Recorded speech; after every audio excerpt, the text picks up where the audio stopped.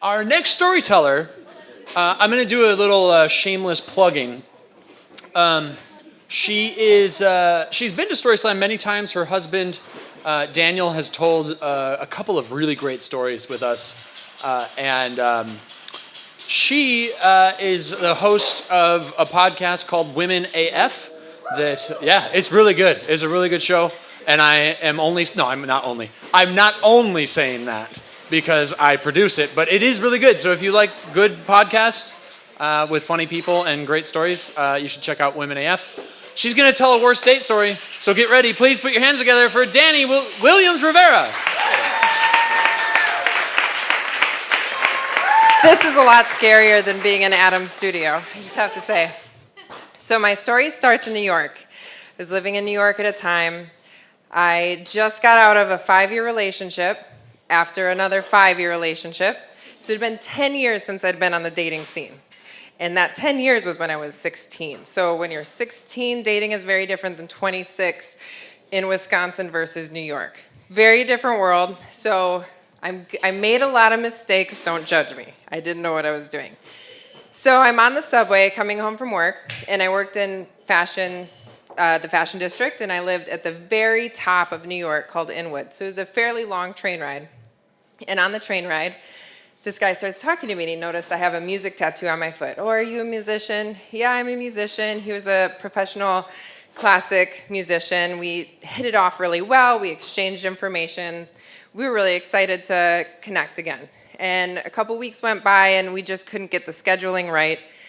So mistake number one is I said, well, my birthday's coming up, and I'm going to take myself to dinner and a movie. Would you like to join me? This is a terrible idea. Don't ever do that if you've ever done that. It's a very long time for a first date. So he meets me for dinner, and the very first thing he says is, well, I already ate, so I probably won't eat. I'm like, okay, well, I'm hungry, so I guess you're going to watch me eat? This won't be awkward. It's fine. So we sit down. I order my meal. He's like, I'll get a plate of fries. And I'm like, okay, that he's not eating. So I'm eating by myself, which is every girl's most excited thing to do, be the only person eating and the other person just watching you. So it was off to a great start. And then out of the blue, he says, I'm really into Asian chicks. I can see why you hit on me. So I was like, okay. And then he launches into this long story about how his ex of 5 years, who he lived with, just moved to Japan without telling him. Like, she was just gone one day. And I was like, oh, that seems like a red flag. I don't know. And the conversation continued to get more and more awkward after that. But again, I committed to dinner and a movie. So I'm like, this is going to be a long date. But it'll be fine because in the movie, nobody talks. We just watch a movie, so it should be fine. So dinner ends awkwardly with him asking me to pay since all he ordered was fries. I'm like, okay, I guess that makes sense. Again, not a lot of dating experience. I'm like, all right, I'm a feminist. I'll pay for dinner. So then we walk around waiting for the movie to start. He proceeds to get offended that I'm not as into classical music as he is, and he continues to talk about his Japanese ex-girlfriend who moved away, asked me about my ex. Great conversations for a first date, right? We were really connecting. So then we get to the movie that I'm excited to see, and there's a commercial at the beginning for the new AMC Stubbs. And in the commercial, it's a montage of this couple on their first date, and then they get married and have kids, and they're old, and the husband looks at his wife and says, look, I still have our first ticket stub. And the guy I'm on a date with pulls out his ticket stub, and he says, I'm going to save this. And I was like, I have to go to the bathroom. I'll be right back.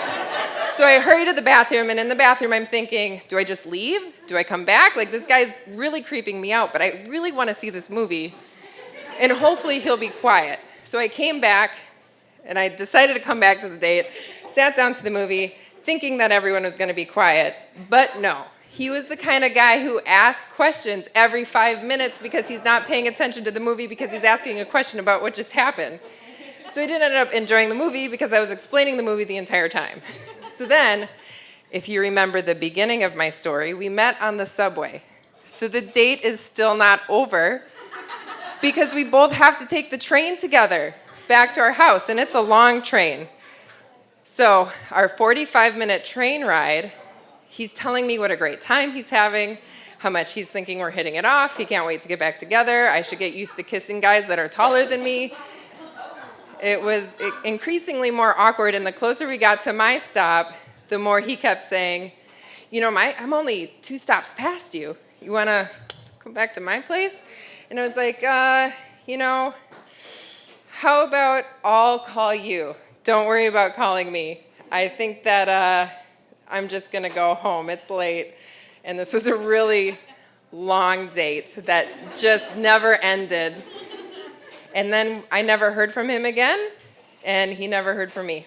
So lesson of this story, moral of the story is, if it's your first date, go somewhere you can escape quickly if it's terrible. Thank you.